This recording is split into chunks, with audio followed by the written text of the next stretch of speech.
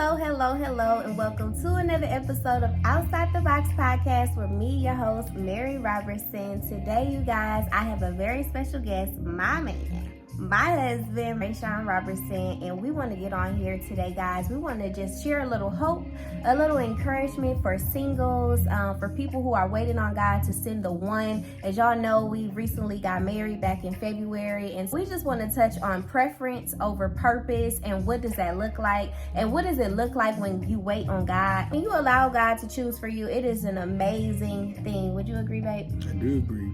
So when we choose God's plan over our own, see our own desires, y'all ladies, we know there has been several different people, who try to help single women like get husbands and all this good stuff, coaches, right?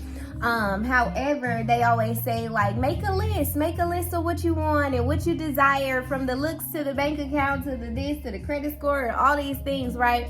However, I'm one to say, do away with your list. I could say that my marriage is evidence that I threw my list away. And not saying that my husband wasn't everything that was on my list, or he wasn't anything that was on my list, because he was. His character, the way he loves us, the way he prays and covers this family, the way he provides for us, the way that he is selfless, the way that he has a heart after God. Listen, I'm not going to keep on going because I will glaze my husband, okay? Because he's an awesome, amazing man, and I'm just honored to be his wife. I'm thankful and grateful that God has shown me grace in this area. And so we really just want to share with you guys, because we know in that season of waiting, it can get tough, right? In the season of waiting, when you're waiting on God to send your mate, it can get lonely. It can get frustrating because you feel like, Lord, where is my person? God never intended for us to do life alone. And so because he has made us to have a partner, because he has made us to have companion, when you're in that waiting season, it can be like, okay, Lord, where my man at? But I want to encourage you to do away with your list. I want to encourage you to be open-minded as it pertains to God's plan versus your own preference. And so, babe, did you want to touch on what that looked like for you when you were single? Because you had options. I did have options. And you didn't have to pick me. No, I didn't have to pick you. But God picked you for me. Okay, and so what does that look like? Tell our viewers from a male perspective, what did that look like when God presented me to you? So when God... And then you decided to choose God's will for yourself. So what that presented with me is... So when God brought my wife to my life, I was playing with the Lord, like I always have. You don't always think about everything in the outside. So when God brought her to me, he was like, wow, okay, it's amazing, it's awesome. I'm gonna know more. You wanna know more about her, so you have to get to know her on a level that and this is very important, you have to approach a woman. When God brings a wife to you, you have to approach them very differently than you approach anybody else. So what makes it different? What makes it different is, like, how did you know you had to approach me differently than you approached everybody else? Because most times you be like, hey, what's your name? What's your number? Can we hang out? Can we go on a date? Can we do this? But when I had to approach you, what'd I say? You was like, well, I'm not looking for that right now. I just want to be your friend right now, And I said, okay, that's fine, We can be friends, Do you want to go to a coffee shop? You want to go to ice cream? Start there. That way you get to know who your person is going to be, and at the same time, it makes it. You want to have intellectual conversations. Very important. So because I offered intellectual conversations, because I told you, no, you was not getting my number right away, and we was not finna hang out right away, it made you see like, oh, okay, she different. Yeah, she different, and it makes you more curious. Makes you think, okay, so she wants something more. So let's dig deeper. Let's get to the root of it. Okay, I like that. Now, from my point of view, no, I was not looking for anybody at the time. I have been in so many broken situations, y'all. I have been in so many situations where I was with men who were intimidated by the call of God on my life, my prayer life, who I was as just a believer, as just a daughter in God. And so I had dealt with so many different situations like that, because I was choosing my preference over purpose and what I desired a man to look like and all of these things. That I end up with the wrong people. And so I like to say for myself, I always chose wrong. And being that I always chose wrong, I had just made up in my mind that I'm not going to choose no more. And I'm going to really just focus on myself and build myself back up and build my relationship with my children back, because I was with somebody previously that literally came and wreaked havoc in my life. And I decided to leave that individual when I was 7 months pregnant, because I just refused to. I didn't want the rest of my life to look like all that chaos and all that confusion and all that drama that was brought into my life by entertaining that individual in that relationship. And so because I knew that I didn't want that to be my forever, I had to walk away, which led me to like, hey, I desired marriage, but I was so timid to even open myself up to somebody, because I didn't want to be hurt again. I didn't want to be let down again. I did not want to be disappointed. And I simply didn't want a man to come into my life and take me back down to ground zero, because every time I got with a man, I'd be doing well. And then by the time the relationship was over, like, everything in my life was chaotic. My credit score was jacked up. I ain't had no vehicle. I had to move. Like, it was so many things that would happen by me letting the wrong people in. And so my decision was to just do me. Just to really love on the Lord, love on my children, make my money, and take care of me and my kids.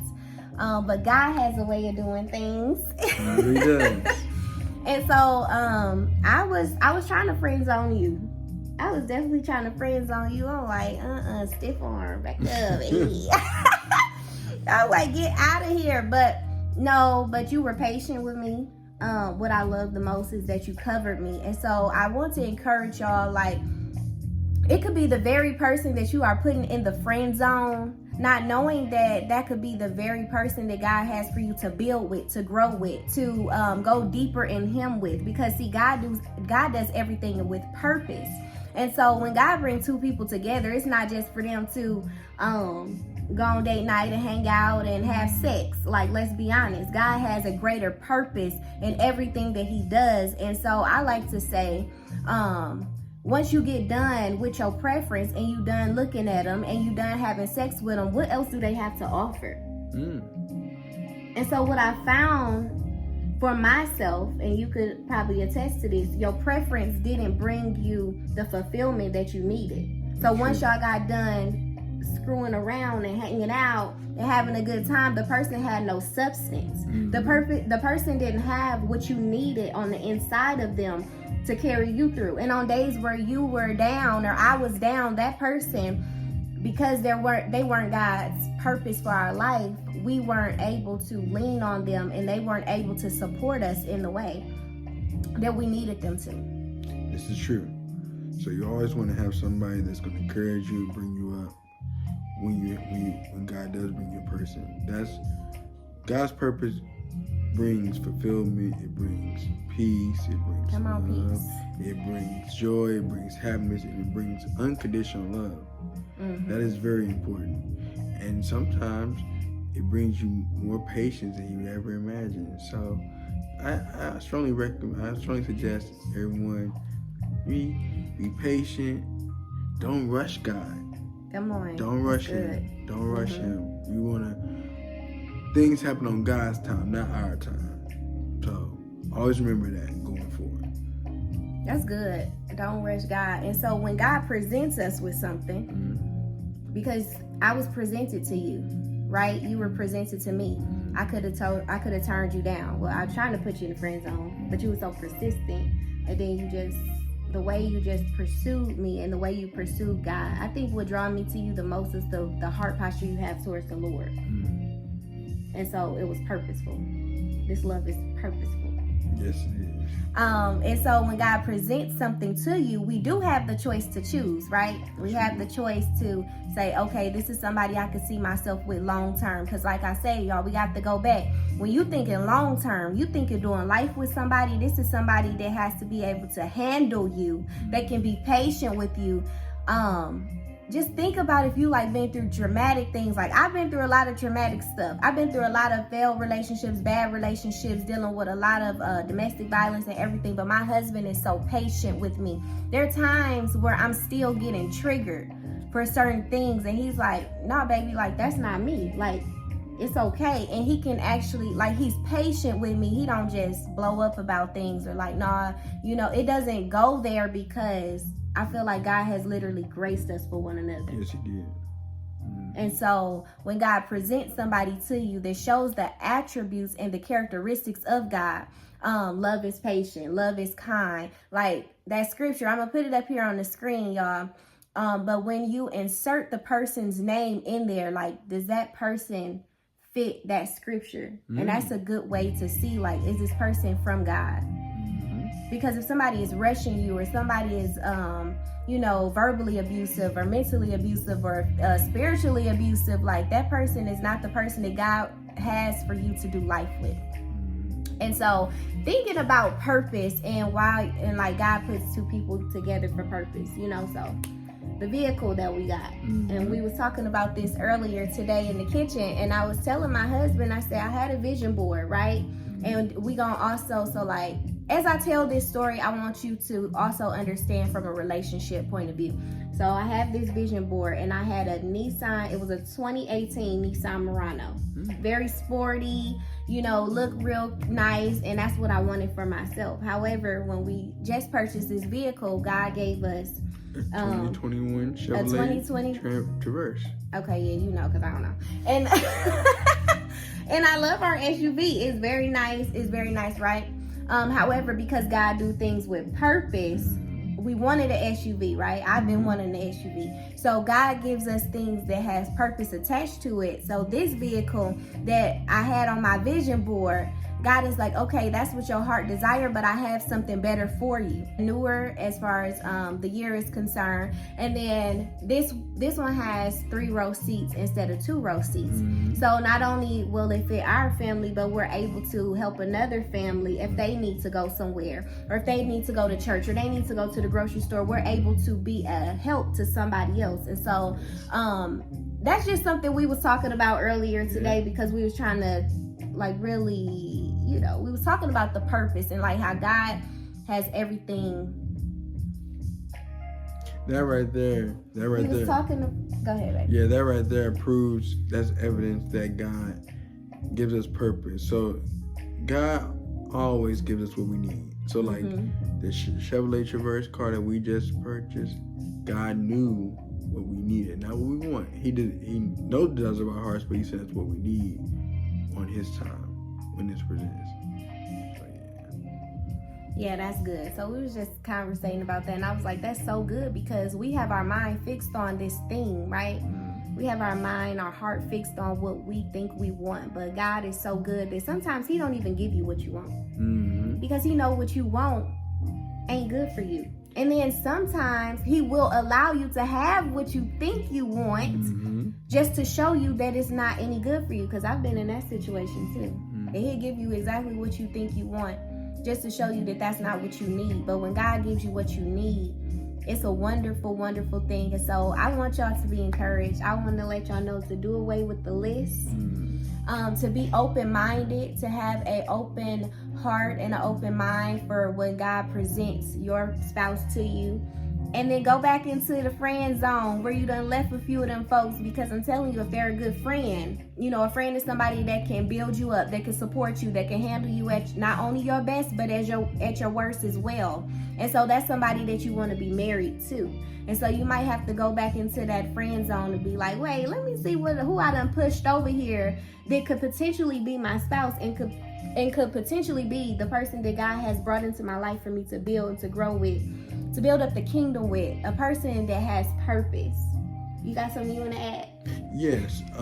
What I love about God the most is he's unexpected. So for that too, when you ask God, hey, I want this and this and this and this and this, He'll send you that person. Now, it's so unexpected, you won't even see them coming. You wasn't expecting me?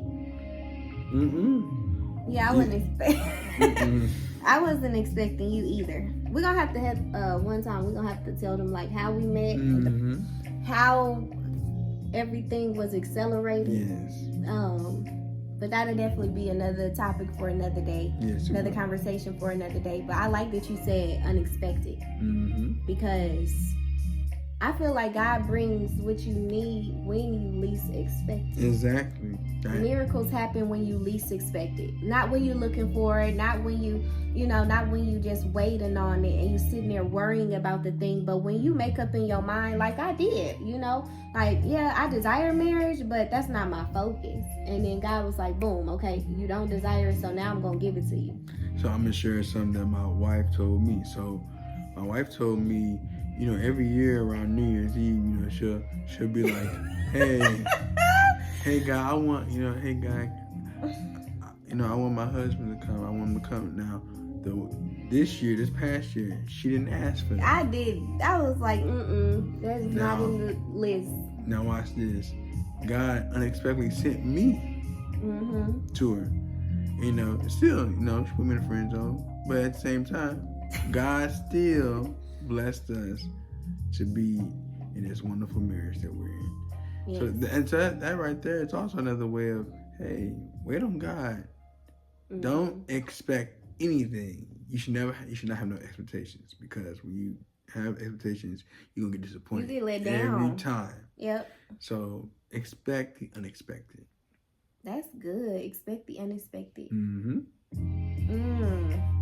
Yes, y'all. So expect the unexpected. Be open-minded. Know that God does have somebody for you. But when God puts two people together, it is for purpose. And so I always tell my husband, which he's been telling me, he started saying it first. I just stole it from him. That this love is purposeful. That God is going to get the glory out of our marriage, out of our life, out of the ministry that not only he does with music, but what I do. And it's only going to get bigger. It's only going to grow and be better because God put us together. And so what God put together, when God chooses for you. Yeah, so I always tell my wife this. I may not be in your preference, but I end up being your purpose. Amen. So that right there, that's a powerful statement. But yes, that you do say that, but I can honestly say you are my preference and my purpose. But see, it was the broken version of me that was trying to reject you. Because when we are broken and we are hurting, we don't even know how to receive true love. That's true. We don't even know how to receive genuine connections because we're so used to being hurt and broken. And so when a real genuine love come into your life and somebody that really sees you and somebody that can really cover you and hear you and it's purposeful, the broken part of you can be trying to reject it because it's not chaotic and confused. Yeah, that's based off the unfamiliarity. And like when you familiar with something, you're gonna allow it to come in and all that. But then when you deal with unfamiliar, you scare it away. You're not used to it because it's so brand new. You're like, God, what is this? And then you just gotta let God take control. That was what my wife's podcast was last week. The ability to let God take control. So you have to let God take control of everything. Yes. We do. So y'all, we're gonna wrap this video up. I hope it encouraged y'all. We do plan on coming back to do different topics and stuff as the Lord leads, of course. We are not a marriage ministry. But we are two singles who God has put together that has a purpose and a calling on our life, and we want to continuously encourage and we want to continuously build y'all up as we walk this journey. And so y'all have an amazing day. Share this with somebody you know. Share this with your single friends, your single homeboys and homegirls, so that they can just be open to another perspective of life, another point of view, and they don't miss the very thing that God is trying to bless them with, the very person that God is trying to bless them with for purpose. And so we love y'all. See y'all later from the Robertsons. Goodbye.